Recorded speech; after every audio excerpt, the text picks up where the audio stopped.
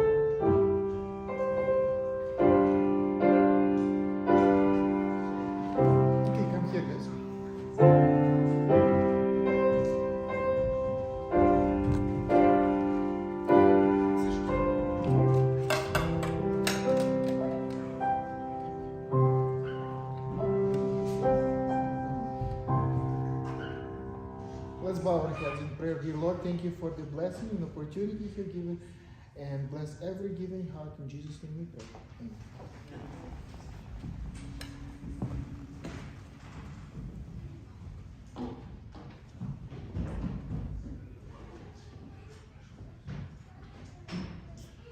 We're thankful for the Lord, for the blessings, for the opportunities that we can see each other, can be together in peace, worshiping the name of the Lord, and for this, His name may be glorified.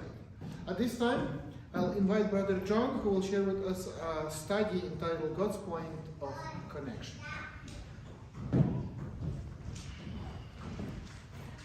God has a point with us as human beings that He connects to. And today we would like to give this subject consideration, the connecting point or God's point of connection. We want to look at what it is and how we can take care of it so that the connection works well. As we were setting up, we had a bad connection. And what was happening?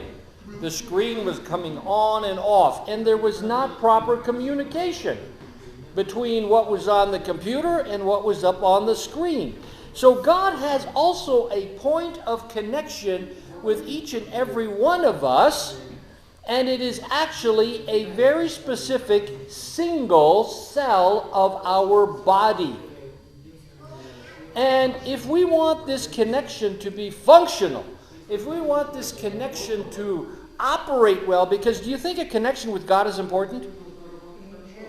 I mean, it is vital. It's what it's all about. Salvation is a matter of having a proper, healthy, functioning connection with heaven and with God.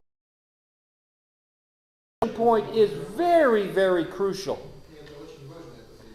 We want to make sure this connection is working well. You're actually looking at that cell right now. The cell we're talking about is the neuron. Each and every one of us have neurons. They are those structures in our brain that connect to everything. Let's see what the Spirit of Prophecy says on this subject. The brain nerves, which communicate with the entire system, are the only medium through which heaven can communicate to man. What is the only medium through which heaven can communicate to man? The brain nerves. And the brain nerves are neurons. Whatever disturbs the circulation of the electric currents in the nervous system lessens the strength of the vital powers and the results of a deadening of the sensibilities of the mind. So whatever disturbs the circulation, whatever disturbs the connection, results in something deadening of the sensibilities of our minds.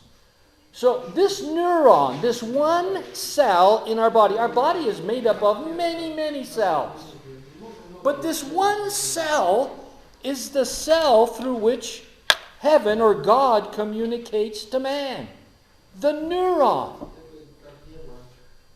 And it's the only thing. He doesn't connect with our finger. He doesn't connect with our ears. He doesn't connect with our eyes. Yes, we hear, we see, all these things. But the connection is neuronal. So whatever disturbs that is going to have a serious impact. So we want to look at a little bit how it works and how can we take better care of it. What are some of the things that may cause disturbance there? So your brain is amazing. If you look at the numbers, there's all kinds of different numbers. Some say the neurons in the brain equate to all the stars in the Milky Way, right? So some, numberless, but other figures are a little bit more conservative. About 86 billion interconnected neurons in the brain. That's a lot. And these neurons are operating electrically. It was interesting, Ellen White used that word electrical, and we're going to come back to that again because she is actually speaking on a level way ahead of her time when she made that statement.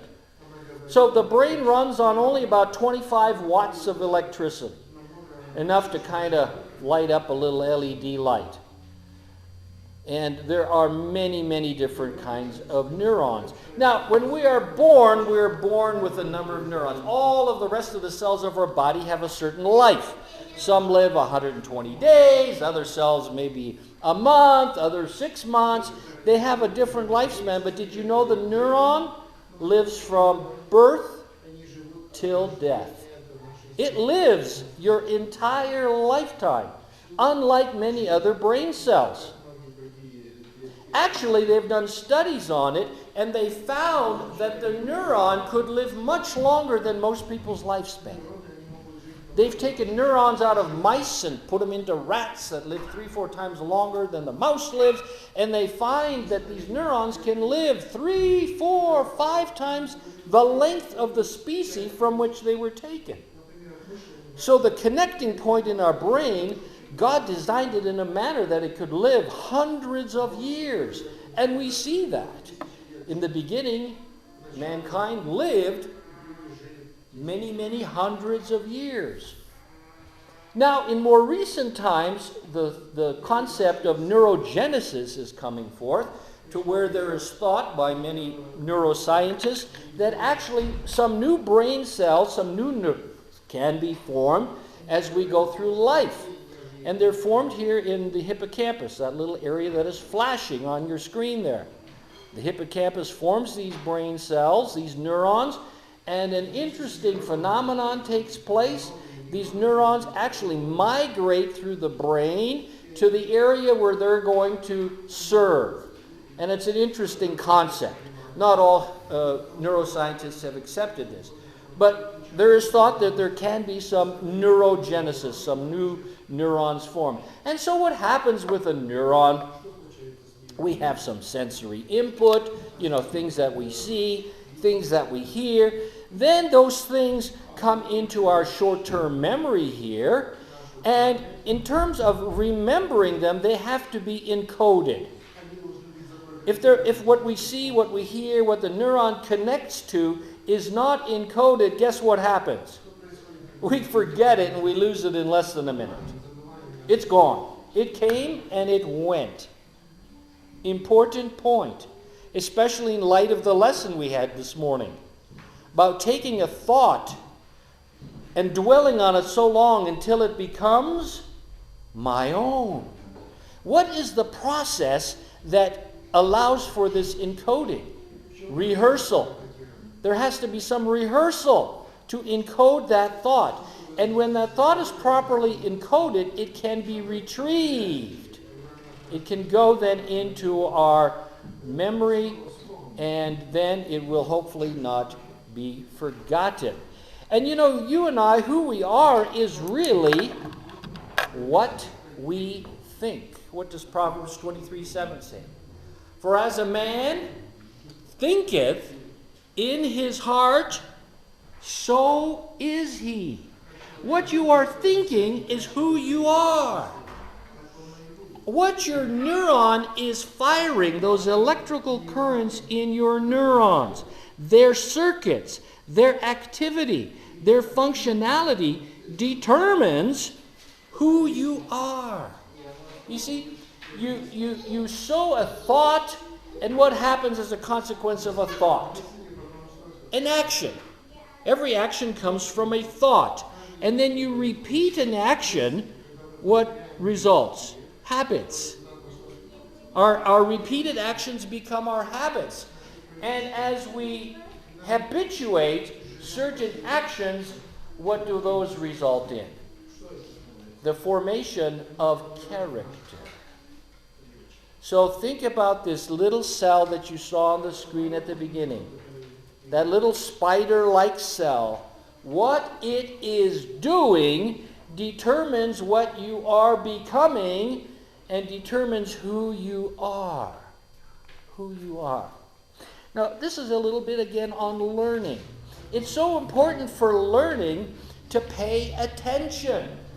Without attention, those neurons cannot rehearse. They cannot encode. And when there's no encoding, there is no retrieval. This is so important in learning. It's interesting when you stand up front, whether you're a Sabbath school teacher or whatever, you can look out and you can see what people are doing. You can see what they're doing. You see what's happening, how things are functioning. And you can see, first of all, what is the first thing you can tell? And you can tell that when you're a teacher, and we have here persons who have been teachers for a long time. You can tell if people are paying attention.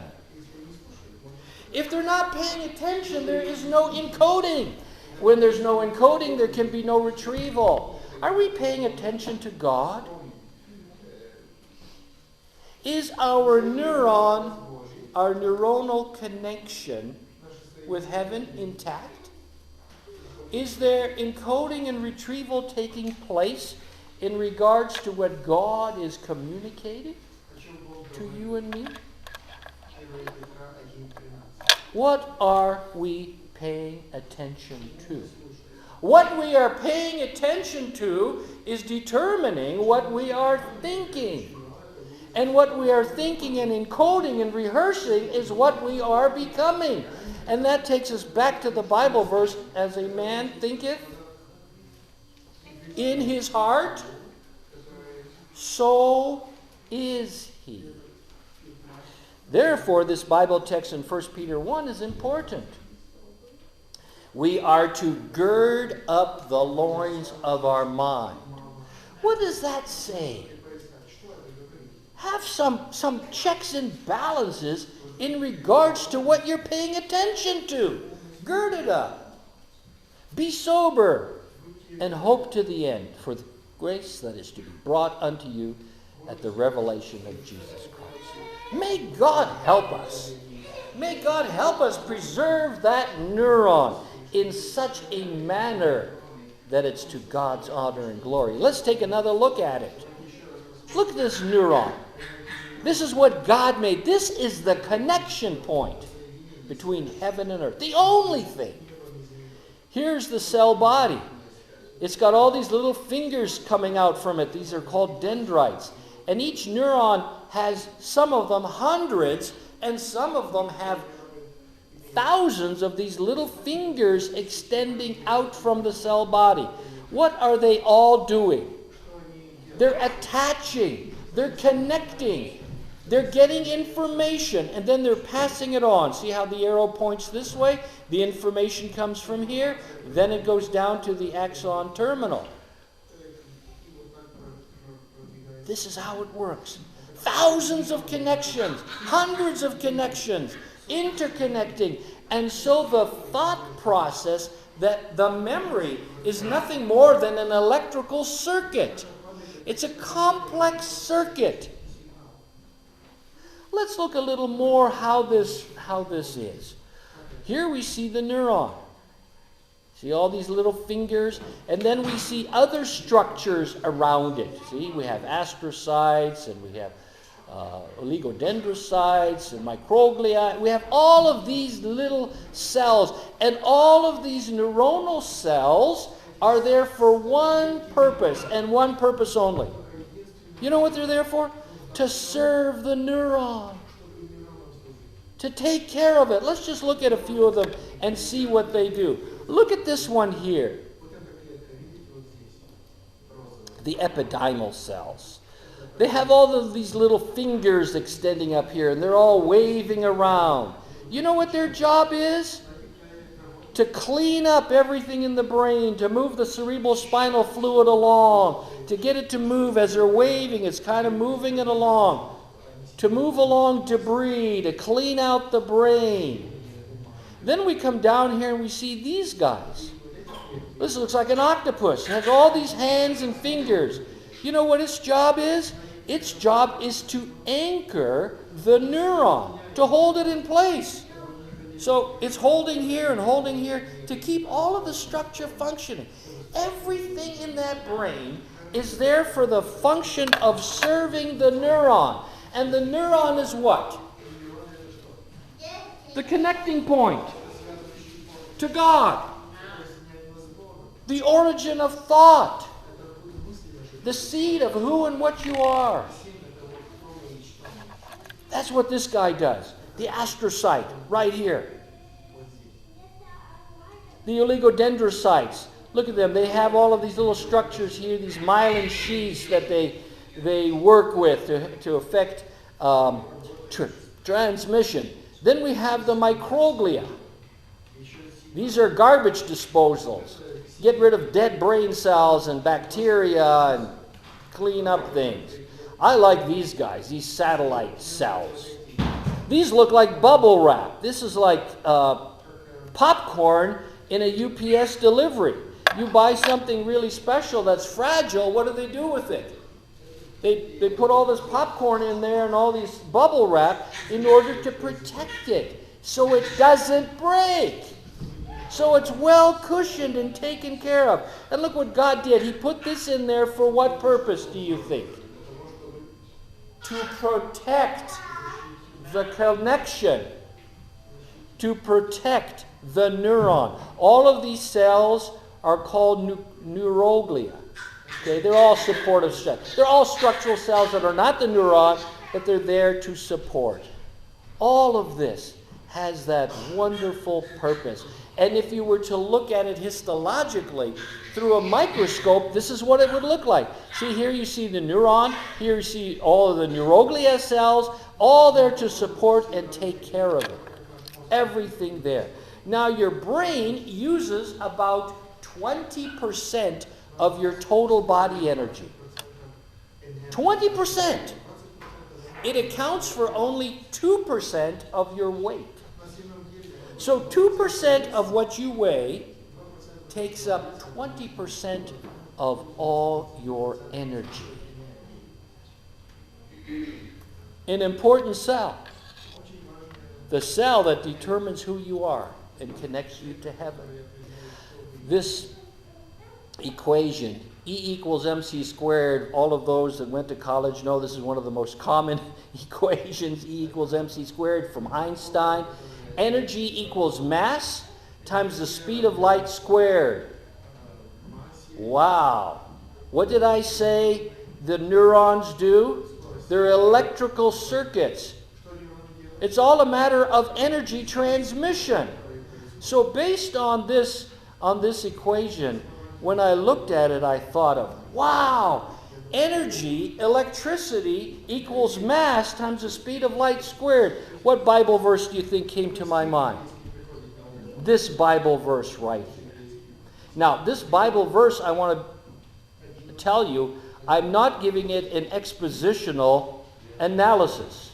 This Bible verse, I'm not expounding to you theologically, but I'm using this Bible verse not theologically, not expositionally, but I'm using it metaphorically.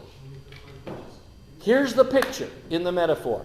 Now, faith. What is faith? Faith is a thought. Faith is energy. Faith is an electrical current. When you have faith, what is happening? Your neurons are firing electrically. E equals mc squared. Faith is what?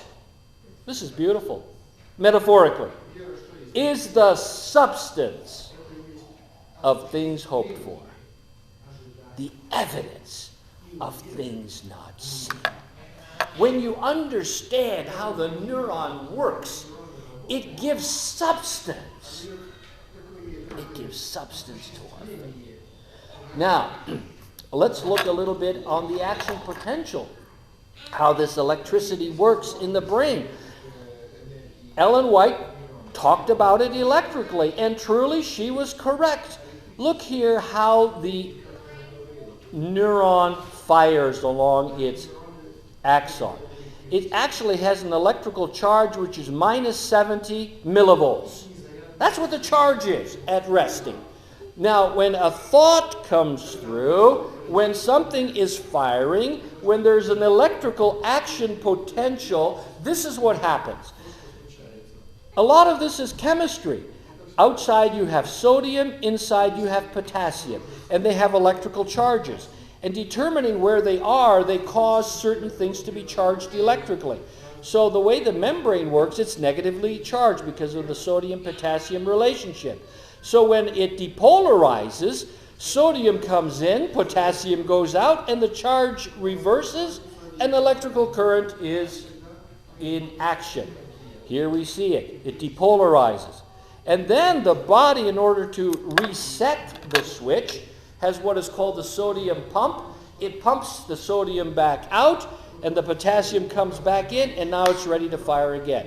That's how it reloads. Electrical action, minus 70 millivolts. It goes down to 0 and actually goes up to plus 30 when the membrane repolarizes. Now, let me come back again to this Bible text. The brain nerves, which communicate with the entire system, are the only medium through which heaven can communicate to man and affect his inmost life. Whatever disturbs the circulation of the electric current in the nervous system lessens the strength of the vital powers. When did Ellen White write that? Let me go back to this slide again. When was electricity invented, and by whom? Generally, Benjamin Franklin, 1752. What about Thomas Edison, 1882? Lights for the first time were brought into a circuit in Manhattan in 1882. When did Ellen White write this statement? Testimony Volume 2, page 871, was published 11 years before Thomas Edison brought the electric service to Manhattan. Ellen White was talking about the electrical activities of the brain. Is that amazing how Ellen White was ahead of her time? In neuroscience, in everything. And telling us to be very careful about this electrical current.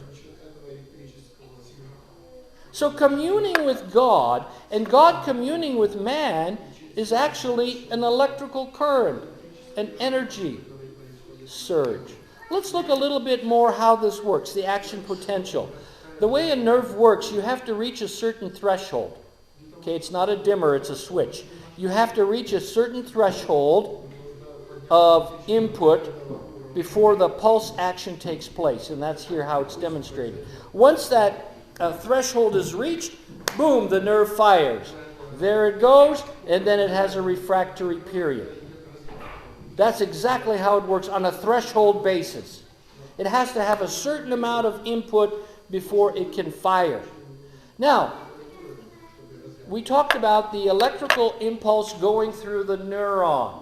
Now when it gets to the end, remember that's the opposite end of all the little fingers where the dendrites were. There we have a synapse, we have a connection. A connection with what? With other nerves. Because our thoughts and our memories are circuits.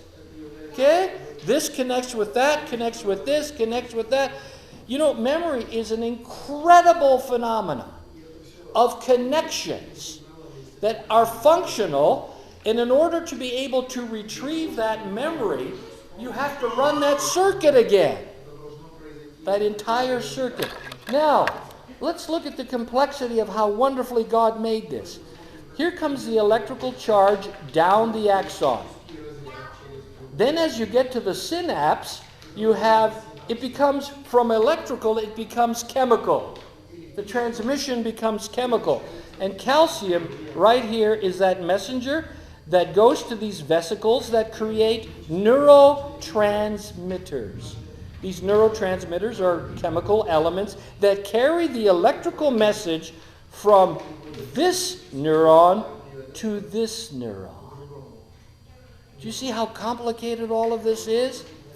And how important, if we want to remember things, we have to rehearse them. We have to establish a circuit that is rehearsed and used frequently. Again, coming to the lesson, dwelling on a thought so long until it becomes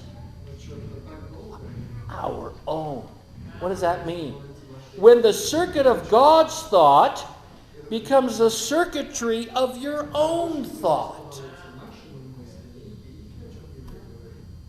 That's what the Bible talks about when it says, let this mind be in you, which was in Christ Jesus. When you have the circuitry, the thinking, and then you have the doing. And then you will result in having the character of Jesus Christ. So developing Christ-like character is a function of what? If you want to take it down to the unit level. Is a function of thought processes. In order to have the character of Christ, you have to have the neuronal thought processes of Christ with the circuitry functioning in that manner that develops that character. And you know, there are many, many neurotransmitters. See, here they are. They're created in these vesicles. Then these neurotransmitters are released into the synapse, into this space. As they come into the space, now they have receptors that they attach to. And as they attach to the receptor, you know what it's like? It's like putting a key into a lock. It fits right in there. Then it turns it, opens it, and now the thought. Look at all the different types of neurotransmitters. You know these. Dopamine, serotonin, oxytocin, adrenaline, acetylcholine, and glutamate. That's the most common neurotransmitter in the body, glutamate. Now, let's look real quick a little bit at the circulation. Why am I sharing this with you? I want to share with you God's intentionality, His deliberate design of the human brain, that it may be developed and function perfectly. Look, circulation is so important. Remember, she says anything that disturbs is harmful. Here's the circulation of the brain. We've got the vertebral arteries, one on each side going up, and it's interesting that God designed it. There's no other organs that I'm aware of that He made like this, where He's got a roundabout.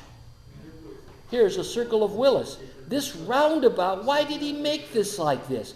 So that if there is any occlusion or obstruction to blood flow, blood has more than one way to get there. See, if it's blocked over here, if something's blocking over here and it can't go up this way, then guess what? It can come around this way and still go up that way. Okay? He built in redundancy.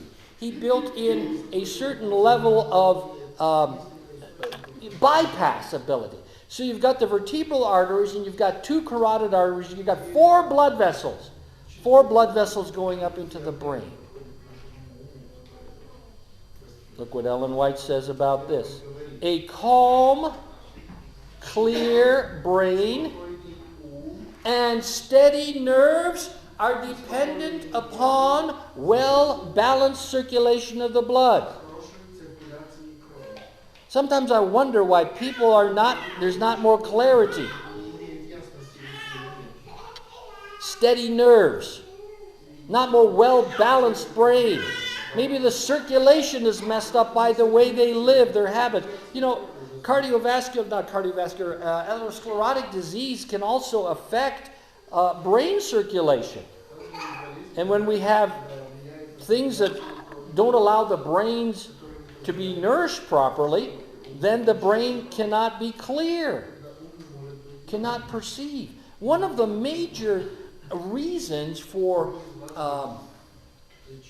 dementia in older ages, guess what? Impaired circulation to the brain. One of the major factors, and that's why one of the best things that older people can do if they want to have positive effects on senile dementia is to, help me, exercise. Because what does exercise do? Stimulates circulation. Major impact on senile dementia. Just exercise more. Now, let's look at how this works. This is, again, really amazing. Here we're looking at the brain tissue on the bottom. This would be the skull on the top. Here you have all of the different layers underneath the bone. Look at here. You have this whole protective area. You've got cerebral spinal fluid. Your brain is like in a waterbed, wrap. Okay? All of this water cushion to protect the brain. And here we have, remember we looked at those cells that are moving the cerebral spinal fluid. They're flushing through there. Now the brain has a glymphatic, which is like the lymphatic system in your body. It runs fluid all through here. and it cleans out things, and then it runs things down into the lymphatic system, and then from the lymphatic system, it's all tied into the lymphatics, and it drains out all of the material that is resulting from disease, destruction, or whatever is damaging the cell tissues. Now let's look at how this breakdown works. What is interesting is cerebral spinal fluid is about 50 mils produced per day. That's a half a liter. So it's like washing the brain all the time. Again, for what purpose? To keep it clean, to have a good connection. A good connection. So it starts back here. There's autophagy, which is self-eating, cells destroying to recycle them, okay? And then actually it moves it forward into the lymphatics and then out of the lymphatics. What's interesting is the University of Rochester, New York, discovered that this system works primarily when do you think? At night. This works primarily at night. And when would you guess, if you were to take a wild guess, when would you guess that this works at night? The first part of the night, before 12 o'clock. Look at this statement from Ellen White. I know from the testimonies given me. So Ellen White didn't make this up. She was told. And how many? From time to time, for brain workers, that sleep is worth far more when? Before than after midnight. Do you think she knew about this cleaning? 2 hours of good sleep before 12 o'clock is worth more than 4 hours after 12 o'clock. Friends, if you want to take care of your neuron, go to bed on time. Don't turn the night into day and day into night. Go to bed early and on time.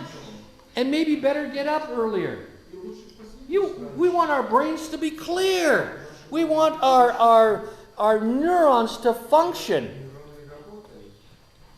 And anything that is going to be strong needs exercise.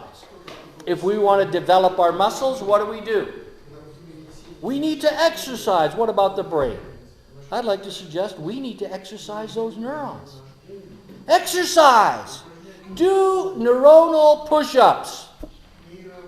Do neuronal sit-ups. Whatever. But exercise them. Jog your neurons. You know, if you don't use it, you lose it.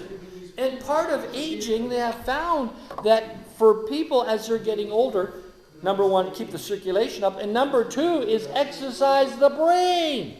If we let our brains just kind of go, what happens? Dementia sets in much sooner.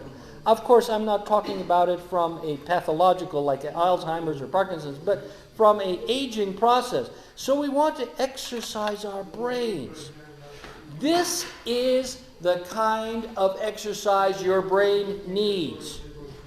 So this week I want to challenge each and every one of us to exercise the neuron, which is, what did we say? God's connecting point. Here's how you can exercise the neuron. Finally, brethren, Philippians 4:8. There are 8 things listed here to do. See, sit-ups, push-ups, chin-ups, get it? Treadmill, boom, boom, boom. 8 things. Finally, brethren, whatsoever things are true. This Bible verse always hits me. There's so much that we think about that's not true. That's not brain exercise. Whatsoever things are true. What's number 2? Whatsoever things are honest. There's so much dishonesty in our world today. Yes, people are exercising their brain, but they're exercising them with falsehood, with dishonesty. with all of the other things. Is that developing a healthy neuron? Is that developing the mind of Christ? Tell me, is it? Is that the mind of Christ? No. First of all, number one, is it true? Number two, is it honest? Number three, is it just? Number four, pure. 5, lovely. Good report. Virtue, praise, do what? Think on these things. We're living in a terrible time where there's so much distraction for thinking on everything and anything except this. Would you agree? So I challenge you to make a commitment today, during this service, that from this time on, you're going to take care of that neuron and exercise it in a manner that is to God's honor and glory, and that will result in the development of a godlike character. I struggle with this. There's a thought comes in, but it's not true. Hey, forget that circuit. I'm not going to encode it. I'm not going to retrieve it. And so I'm not going to remember it. True, yes. Honest, just, pure, good report, virtue, praise. Do that. Do that. Another thing that is so special about the brain, how God made it. The circulation to the brain is like no other. The blood vessels that go to the brain are like no other blood vessels in the body. They have a blood-brain barrier. They're designed in a way because they have decreased permeability. So what's inside the blood vessel cannot get out to the brain. To the other cells in the body, they are more permeable. So what's inside the blood vessel can permeate out. But in the brain, they are more impermeable. And that's what is the blood-brain barrier. What is it there for? They want to protect the brain from anything that might contaminate it, poison it, affect it in a negative manner. And remember we talked about the astrocytes? You can see them here. These are the astrocytes. They wrap around those blood vessels and they decrease the permeability, so what's on the inside cannot come out to the outside, to the brain. And in that way, they can be selective in allowing whatever substances they want to come from the blood vessel out to the brain. Selective. Amazing. So the blood-brain barrier allows the passage of water, some gases, lipid-soluble molecules, and a few other things, and that's it. It doesn't allow other things. And this is how it would look. If you would look at the membrane on the side, here you see very tight connections. And there's like gatekeepers in there. They don't allow what's inside to come outside. On a cross-sectional view, here you see the astrocytes. They're all wrapped around the blood vessel, making sure. God wanted to make sure that that precious neuron is not exposed to anything that could harm it. This is by design. Our brains need cleansing. God help us. That's what Jeremiah says. The heart is deceitful above all things and desperately wicked.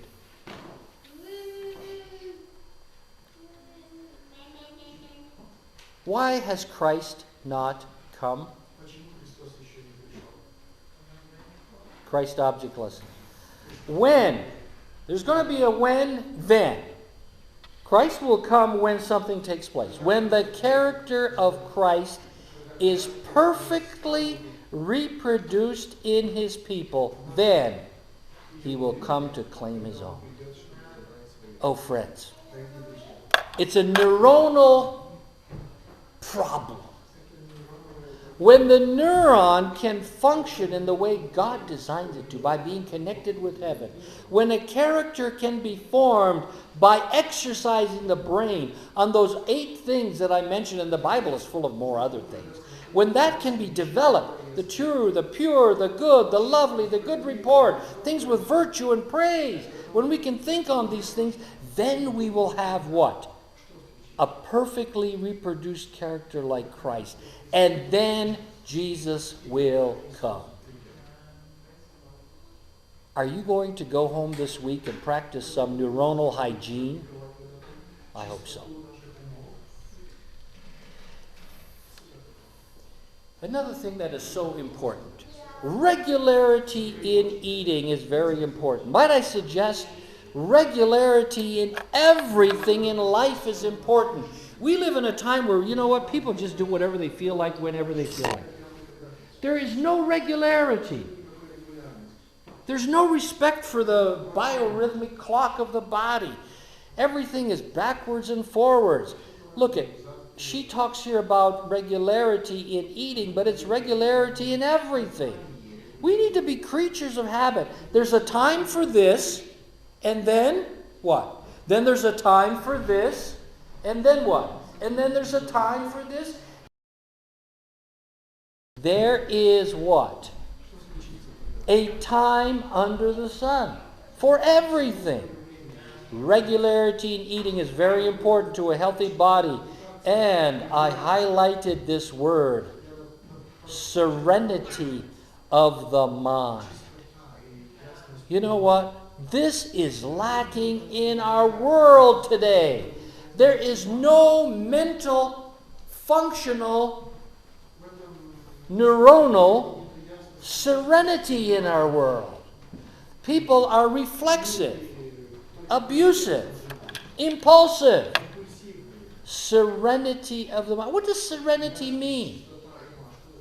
Calm, controlled thinking of the mind. What is it based on? Regularity.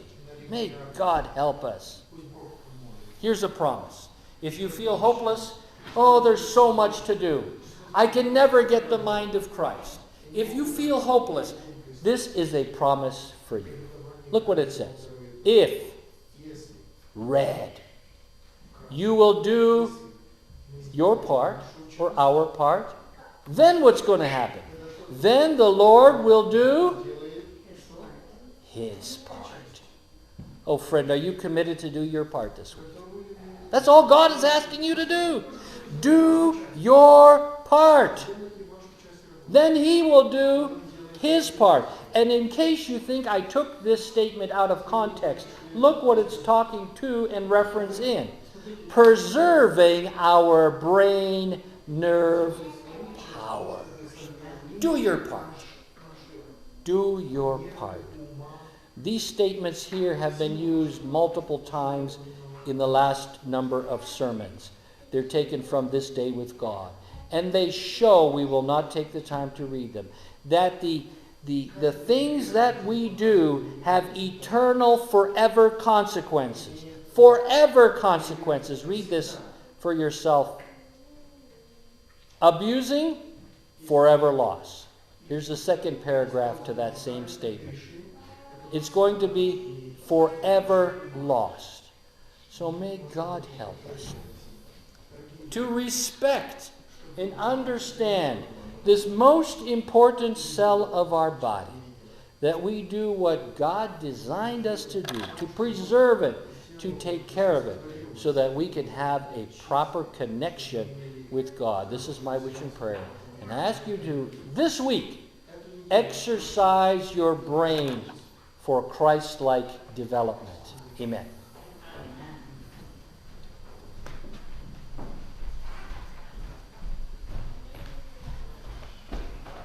Thank you, Brother John. Wow, we need the clarity of our mind, yeah? Some of those terminology was putting me a little bit to the condition that I understood that my brain is a little bit not able to even translate some of those wonderful terms. But that's what we need. That's what we need in our life. Exercising mind, exercising to the glory of God. May God help us that we take this seriously and practice this week. Let us go to our closing hymn, and we will be closing with number 174 in our church hymnals. 174 in our church hymnals.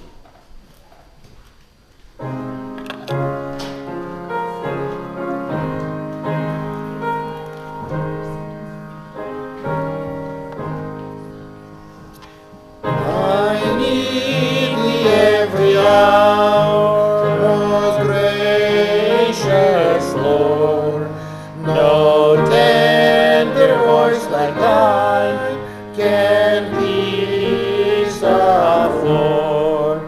I need thee, oh, I need thee. Every hour I need thee. Oh, bless me now, my Savior. I come to thee. Last verse. I need thee every hour. Teach me thy will, and thy sweet promises in me fulfill. I need thee, oh, I need thee.